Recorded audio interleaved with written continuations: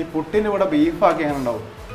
ഇഷ്ടമുള്ള ആൾക്കാർക്ക് കുഴപ്പമില്ല, ഇഷ്ടമുള്ള ആൾക്കാർക്ക് കുഴപ്പമില്ല, നല്ല കോമ്പിനേഷനാണ്. ഈ BJP-ക്കാർ പൊതുവെ ബീഫ് കഴിക്കില്ല എന്ന് പറയുന്നത് അങ്ങനെയൊന്നുമില്ല, ബീഫ് ഇഷ്ടമുള്ള ആൾക്കാർ കഴിക്കുമല്ലോ. ഭക്ഷണം എന്നൊക്കെ പറയുന്ന ഓരോ സ്ഥലത്തിൻ്റെ ഇതാണ്. കേരളത്തിൽ പൊതുവേ എല്ലാവരും ബീഫ് കഴിക്കാറുണ്ട്. അപ്പോൾ കഴിക്കുന്ന BJP-ക്കാരുണ്ടാവും. റേഷൻ കടയിൽ പോയിട്ട് ഇവരുടെ സാങ്കേതിക പ്രശ്നം കൊണ്ട് അരി കിട്ടാത്തതിനെ കുറിച്ച് ഇതൊക്കെ പരാതിയുണ്ട്. അല്ലാതെ കഴിക്കാൻ ബീഫ് കിട്ടുന്നില്ല എന്നുള്ള പരാതി എന്നോട് ഇവരാരും പറഞ്ഞിട്ടില്ല. അല്ലല്ല, അങ്ങനെ നിങ്ങൾ കഴിക്കുന്നതിൻ്റെ ഒരു അളവുണ്ടാവുമല്ലോ. വളരെ കുറച്ച് മാത്രമേ കഴിക്കാറുള്ളൂ. പക്ഷേ എൻ്റെ കൂടുതൽ ആൾക്കാർ ബാക്കി കഴിച്ചോളൂ. അല്ല, ഇവിടെ ഇഡ്ഡലി ഉണ്ട് അല്ലേ? പുട്ടാണ് ഇഷ്ടം? എനിക്ക് പൊതുവേ പുട്ടിനോടാണ് ഇഷ്ടം. പുട്ടാ ഇഷ്ടം അല്ലേ? പുട്ടിന് ബെസ്റ്റ് കോമ്പിനേഷൻ എന്താണ്? പുട്ടിന് ശരിക്കും ഒന്നുകിൽ ചെറുപയറാവണം അല്ലെ കടലയാവണം. ചെറുപയറുണ്ട് കേട്ടോ, അടിപൊളി. നിങ്ങളെ മനസ്സറിഞ്ഞ് ചെറുപയർ വെച്ചു. ഉള്ള ആൾക്കാർക്ക് കുഴപ്പമില്ല, നല്ല കോമ്പിനേഷനാണ്. നിങ്ങൾ ബീഫ് കഴിക്കില്ല? ഞാൻ കഴിക്കാറില്ല. ഉള്ളി കൂട്ടിയൊന്നും കഴിക്കില്ല?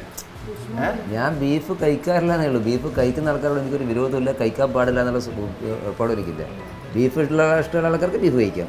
ഈ BJP-ക്കാർ പൊതുവെ ബീഫ് കഴിക്കില്ല എന്ന് പറയുന്നത് അങ്ങനെയൊന്നുമില്ല, ബീഫ് ഇഷ്ടമുള്ള ആൾക്കാർ കഴിക്കുമല്ലോ. ആണോ? പിന്നെന്താ, BJP-ക്കാരായതുകൊണ്ട് അവരാരും ബീഫ് കഴിക്കാറില്ല, കഴിക്കാൻ പാടില്ല എന്നുള്ളത്. ബീഫ് മലയാളികൾ കഴിക്കുന്ന ഒരു വിഭവമാണ്. ഭക്ഷണം എന്നൊക്കെ പറയുന്ന ഓരോ സ്ഥലത്തിൻ്റെ ഇതാണ്. കേരളത്തിൽ പൊതുവേ എല്ലാവരും ബീഫ് കഴിക്കാറുണ്ട്. അപ്പോൾ കഴിക്കുന്ന BJP-ക്കാരുണ്ടാവും, ഇഷ്ടമില്ലാത്ത BJP-ക്കാർക്ക് ബീഫ് കഴിക്കാം. ഭക്ഷണം എന്ന് പറയുന്നത് അവനവൻ്റെ താല്പര്യമാണ്. ഭക്ഷണം ഓരോരുത്തരെയും വ്യക്തിപരമായ ഇഷ്ടമാണ്. എന്താണോ അവർക്ക് താല്പര്യം അത് കഴിക്കാം. പിന്നെ ഒരു പ്രശ്നം, ബീഫ് എന്ന് പറയുന്നത് പശുവല്ല, അത് തെറ്റിദ്ധാരണകളുണ്ടാണ്. അതെ, അതുകൊണ്ട് അതിന് യാതൊരു പ്രശ്നവുമില്ല. സംഘടനാപരമായിട്ടൊരു അനുമതി കേട്ടോ BJP-ക്കാർക്കുള്ള. അതിന് BJP ഒരിക്കലും കഴിക്കണ്ടെന്ന് പറഞ്ഞിട്ടില്ല, എല്ലാവരോടും പറയില്ല, ആരോടും പറഞ്ഞിട്ടില്ല. അങ്ങനെയല്ല നമ്മളെ എതിർ പാർട്ടിക്കാർ പറയുന്നത്. അത് BJP-യെ കുറിച്ച് പറയുന്ന പലതും ശരിയല്ലല്ലോ. ഭക്ഷണം ഓരോരുത്തർക്കും അവരവരുടെ താല്പര്യം അനുസരിച്ച് കഴിക്കാം. ഇപ്പം നോർത്ത് ഈസ്റ്റിലുള്ള ഭക്ഷണം എന്ന് പറയുന്നത് സമ്പൂർണ്ണമായ നോണാണ്. നോണ് മാത്രമല്ല, നമുക്ക് ഒരിക്കലും അംഗീകരിക്കാൻ പറ്റാത്ത നോണാണ് അവർ കഴിക്കുക. എന്ന് വെച്ചിട്ട് അത് ഇപ്പോൾ കേരളത്തിൽ കഴിക്കാൻ പറ്റും ഇല്ലല്ലോ. ഓരോ സ്ഥലത്തിൻ്റെ അഭിരുചികളുണ്ട്, ഓരോ വ്യക്തിയുടെ അഭിരുചിയുണ്ട്, അതനുസരിച്ചാണ് ഭക്ഷണം. നമ്മൾ ഈ വോട്ട് കഴിക്കാൻ പോകുമ്പോൾ ആൾക്കാരതൊക്കെ ചോദിക്കുമോ നിങ്ങൾ ബീഫിനെതിരല്ലേ? ഒരാളും ചോദിക്കാറില്ല. കാരണം ആൾക്കാർക്ക് അറിയാം ഇതൊക്കെ വെറുതെ ഒരു പ്രചരണം മാത്രമാണ്. നമ്മൾ വോട്ട് ചോദിക്കാൻ വരുമ്പോൾ അവരുടെ ജീവിത പ്രശ്നങ്ങളെക്കുറിച്ചാണ് അവർ പറയാൻ. അവർക്ക് റേഷൻ കിട്ടുന്നില്ല, അവർക്ക് പെൻഷൻ കിട്ടുന്നില്ല, അവിടെ ആരും പറഞ്ഞിട്ടില്ല. വെള്ളം കിട്ടാത്തതിനെ കുറിച്ചുമുണ്ട്, വെള്ളം കിട്ടാത്തതിനെ കുറിച്ച്, പെൻഷൻ കിട്ടാത്തതിനെ കുറിച്ച്, റേഷൻ കടയിൽ പോയിട്ട് ഇവരുടെ സാങ്കേതിക പ്രശ്നം കൊണ്ട് അരി കിട്ടാത്തതിനെ കുറിച്ച് ഇതൊക്കെ പരാതിയുണ്ട്. അല്ലാതെ കഴിക്കാൻ ബീഫ് കിട്ടുന്നില്ല എന്നുള്ള പരാതി എന്നോട് ഇവരാരും പറഞ്ഞിട്ടില്ല. ഭക്ഷണം ഒരു പ്രധാനപ്പെട്ട സാധനം തന്നെയാണ് ആൾക്കാർ. ഭക്ഷണം ആൾക്കാർക്ക് ഭക്ഷണം എന്ന് പറയുന്നത് ഒരാൾക്ക് എന്താണോ ഇഷ്ടം അത് കഴിക്കാനുള്ള സ്വാതന്ത്ര്യം നമ്മുടെ നാട്ടിലുണ്ട്. ഈ BJP-യെ കുറിച്ച് പൊതുവെ ഇങ്ങനെ കുറേ തെറ്റിദ്ധാരണ ഉണ്ട്.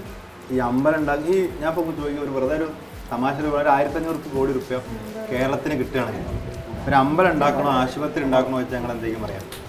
അമ്പലം ഉണ്ടാക്കേണ്ട സ്ഥലത്ത് അമ്പലം ഉണ്ടാക്കണം, ആശുപത്രി ഉണ്ടാക്കേണ്ട സ്ഥലത്ത് ആശുപത്രി. കേരളത്തിന് ഇപ്പോൾ അത്യാവശ്യം എന്താണ് ഒരൊറ്റ ഓപ്ഷനുകളൊന്നും ആയിരിക്കും. അമ്പലം ഉണ്ടാക്കുന്നത് സർക്കാരിൻ്റെ ജോലിയല്ലല്ലോ, ആശുപത്രി ഉണ്ടാക്കലാണ് സർക്കാരിൻ്റെ ജോലി. അമ്പലത്തിൽ പൂജ നടത്താൻ പ്രധാനമന്ത്രി പോയല്ലോ. അതിപ്പോൾ സർക്കാരല്ലല്ലോ അമ്പലം ഉണ്ടാക്കിയത്, ട്രസ്റ്റല്ലേ. ഇന്ത്യയിൽ എവിടെയും സർക്കാർ അമ്പലം ഉണ്ടാക്കിയിട്ടില്ല. ആരാധനാലയങ്ങൾ ഉണ്ടാക്കേണ്ട ജോലി അത് അമ്പലമായാലും പള്ളിയായാലും അത് സർക്കാരിൻ്റെ ജോലിയല്ല, അത് വിശ്വാസികളുടെ ജോലിയാണ്. അത് അവരുണ്ടാക്കിക്കൊള്ളും. അതിലെന്തെങ്കിലും സഹായം, നിയമപരമായിട്ടുള്ള എന്തെങ്കിലും സഹായം ആവശ്യമാണ് മാത്രമേ സർക്കാർ ചെയ്യേണ്ടതുള്ളൂ. പൊതുവെ അങ്ങനെയല്ല പറയാം, BJP-ക്കാർ ഈ അമ്പലം ഉണ്ടാക്കാൻ നടക്കുകയാണ്. BJP ഇവിടെ അമ്പലം ഉണ്ടാക്കിയിട്ടില്ലല്ലോ, വെറുതെ പ്രചരിപ്പിക്കുന്നില്ല. BJP ഇവിടെ അമ്പലം ഉണ്ടാക്കിയത്? BJP എന്ന് പറഞ്ഞ എല്ലാ മതവിശ്വാസികളുമുള്ള പാർട്ടിയാണ്. BJP അമ്പലം ഉണ്ടാക്കാറില്ല, പള്ളി ഉണ്ടാക്കാറില്ല. അമ്പലം ഉണ്ടാക്കാൻ വേണ്ടിയാണ്, അമ്പലം ഉണ്ടാക്കുന്ന പേര് പറഞ്ഞാണ് വോട്ട് പിടിക്കുന്നതല്ല. രാമക്ഷേത്രത്തിൻ്റെ പേര് പറഞ്ഞു. രാമക്ഷേത്രം ഒരു അമ്പലം മാത്രമല്ല. രാമക്ഷേത്രം എന്ന് പറയുന്നത് നമ്മുടെ നാട്ടിലൊരു ചരിത്രത്തിൻ്റെയും സംസ്കാരത്തിൻ്റെയും ഭാഗമായിട്ടുള്ളതാണ്. 500 വർഷമായിട്ടുള്ള പരിശ്രമമാണ്. BJP പ്രകടന പത്രിക പറഞ്ഞത് രാമക്ഷേത്ര നിർമ്മാണത്തിന് സഹായകരമാകുന്ന നിയമപരമായിട്ടുള്ള തടസ്സങ്ങൾ നീക്കുന്നതാണ്. അത് കോടതി വിധി വരെ ഞങ്ങൾ കാത്തിരുന്നു. കോടതി വിധി വന്നു. കോടതി വിധി വന്നതിന് ശേഷം അതിനുള്ള നിയമപരമായിട്ടുള്ള സഹായം ചെയ്തു കൊടുത്തു. കോടതി വിധിയുടെ അടിസ്ഥാനത്തിലാണ് ആ ട്രസ്റ്റ് ഉണ്ടാക്കിയത്. അത് വിധിയുടെ അടിസ്ഥാനത്തിൽ സുപ്രീം കോടതി നിർദ്ദേശപ്രകാരം ഉണ്ടാക്കി. അതിലൊന്നും സർക്കാരിൻ്റെ ഒരു ഇല്ല.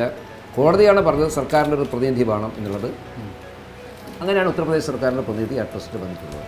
അതിപ്പോൾ പല ക്ഷേത്രങ്ങൾ, ഇപ്പോൾ ശിവനാമക്ഷേത്രത്തിൽ സർക്കാരിൻ്റെ പ്രതിനിധി ഉണ്ടല്ലോ, അതുപോലെയുള്ളൂ. അതല്ലാതെയുള്ള സർക്കാരിൻ്റെ ഭരണപരമോ സർക്കാരിൻ്റെ സാമ്പത്തികമായ ഒരു ഇൻവോൾവ്മെൻറ്റും ഇല്ല. ഞങ്ങളൊരിടത്തും അയോധ്യയിൽ രാമക്ഷേത്രം ഉണ്ടാക്കാൻ വേണ്ടി വോട്ട് ചോദിച്ചില്ല. രാമക്ഷേത്രം നിർമ്മിക്കാൻ ആഗ്രഹിക്കുന്ന വിശ്വാസികൾക്ക് സഹായം ചെയ്തു കൊടുക്കുമെന്ന് BJP പറഞ്ഞിട്ടുണ്ട്. അത് എപ്പോഴും പറയുന്ന കൂടുതൽ ആൾക്കാർ സുധീരാട്ടിനും ഉണ്ണിയേട്ടനൊക്കെ വെയിറ്റ് ചെയ്യാനാണോ? ഞാൻ വെയിറ്റ് ചെയ്യുന്നത്. ഞാൻ പക്ഷേ രാവിലെ കഴിക്കാറില്ലാന്ന് മാത്രമേ. ചെറുതായി നല്ല മീൻകറി ഉണ്ടായിട്ട് ആരും കഴിക്കുന്നില്ല, ഞാൻ മാത്രമേ കഴിക്കും. മീൻ എനിക്ക് നല്ല ഇഷ്ടമാണ്. എനിക്ക് ചിക്കനേക്കാട്ടും ഇഷ്ടം മീനാണ്. രാവിലെ തന്നെ ആയതുകൊണ്ടാണ്. ഉച്ചയ്ക്ക് കാണാൻ കഴിയില്ലേ? ഓ, ഉച്ചക്ക് എനിക്കൊരു മീൻകറിയും ചോറും കിട്ടിയാൽ മതി. ഇവിടെ കോഴിക്കോടെ ഈ മുസ്ലിം വീടുകളൊക്കെ കൂടുതലാണ്. അപ്പോൾ ഇതേപോലെ മുസ്ലിം വീടുകളൊക്കെ ഭക്ഷണം കഴിക്കാനൊക്കെ പോകും. പിന്നെന്താ, എനിക്ക് ധാരാളം മുസ്ലിം സുഹൃത്തുക്കളുണ്ട്.